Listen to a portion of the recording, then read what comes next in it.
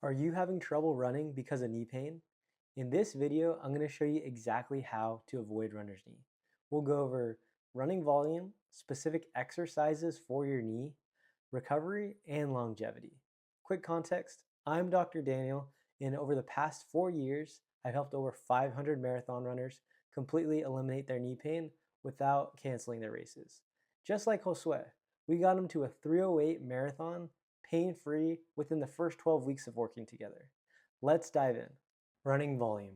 Whether you're currently running, trying to come back after an injury, or thinking about starting a marathon prep, we have to appreciate base building. And what base building really refers to is building a foundation of getting into running. So we got to think about muscularly as well as aerobically. So a lot of people like to follow the 10% rule, and that's great. However, when we build up our running, we want to already have a base. So what I recommend for a lot of my clients is taking the 2 to 3 months that it actually takes to build up the aerobic and muscle base that's needed to get into a marathon prep. So with that being said, try to hold off on registering for that race in 3 months. Push it back 2, 3 more months so that way you set yourself up for success. I know the big goal is to hit PRs, run faster, and run these really exciting races, but it's no use if you start that marathon build and you start to have pain within 1 month or even a couple weeks in that build. There's a saying that goes, failing to plan is planning to fail. And this rings true, especially in marathon running.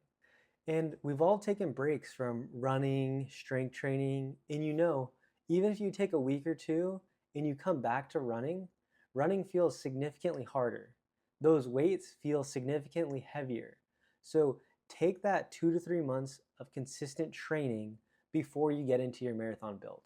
This in itself will be such a big help into preventing injuries or eliminating injuries altogether. Specific exercises for your knee. With exercises related to running, nothing beats the fundamentals. And by what I mean by the fundamentals are really those compound movements. Squats, deadlifts, RDLs, those main movements that work on the strong muscles or the bigger muscle groups that are really going to give you that power and stability needed for running. One, we got the quads, we got the hamstrings, glutes, and lastly the calves. Those are the 4 main muscle groups that we want to really hone in on during our strength progression. So what I recommend my clients starting with is a squat progression. And yes, squats are so basic, but they are foundational to building to single limb exercises. So what I recommend is building on a double leg squat. This can be progressed in multiple ways. You can either focus on weight, as in holding dumbbells, barbells, then you can progress to holds. Once the double leg squat feels easy, we can progress to a staggered squat. This is a good in between the double limb and the single leg squat. It's really hard to progress from the double to the single limb right away, but that staggered squat allows us to build up to that single leg squat. So with the staggered squat, we want about 70% of the weight in that back leg and then 30% in that front leg. That way we can bias out that involved leg and you can really see the discrepancies. Once we feel good with the staggered squat, then we can go into a single leg squat. So what I like to show my clients is reaching into a chair or reaching towards the wall. So that way they have that tactile cue to reach for or to go towards as they're getting into that single leg squat. A lot of the times when we're doing an air single leg squat, balance can be an issue, the knee can feel unstable, but if we have that cue, then we have something in our mind to be reaching towards. So try it with a chair, try it with a wall. This will allow us to progress to that single leg squat without any chair or any wall.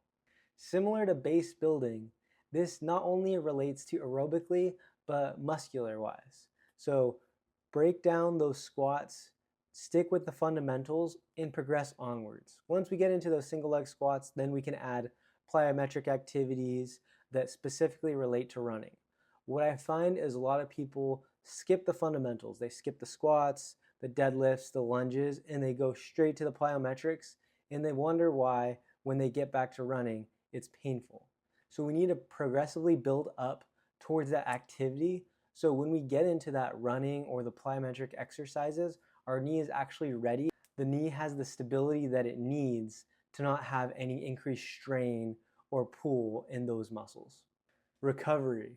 I feel like recovery gets thrown out there, and what's the actual definition of recovery?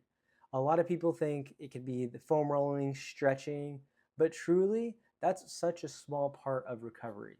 What's so much more important in recovering after those long efforts, whether it's running, strength training, is resting, having 8 hours of sleep, fueling, hydrating, and taking rest days. We need to allow our body to recover. That way, when we get into those stronger efforts, we have the enough energy and the enough strength to push through those. I see so many people trying to get faster, trying to get stronger, and recover from an injury without taking any rest days. So taking the 1-2 rest days, even during your marathon build or your base building, is going to set you up for success and allow your body to actually do this recovery cycle. Longevity. I mean, this is what it's all about. We want to run fast, we want to run far, and we want to run for a long time. So all of these key factors, the recovery, the specific exercises, and the running volume are going to allow us to run for a long time. I see a lot of people that want to do 5 marathons. They want to do 6 marathons in a year. I highly recommend choose those 1 or 2 marathons that are your goals and really build up towards them.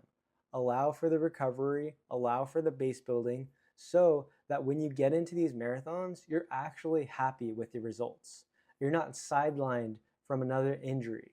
You don't have to take 4 weeks off running or end up canceling your race. Marathoners are truly passionate about running, and nothing's worse than having to cancel a race or sideline for months when it can be easily avoided by taking these necessary steps.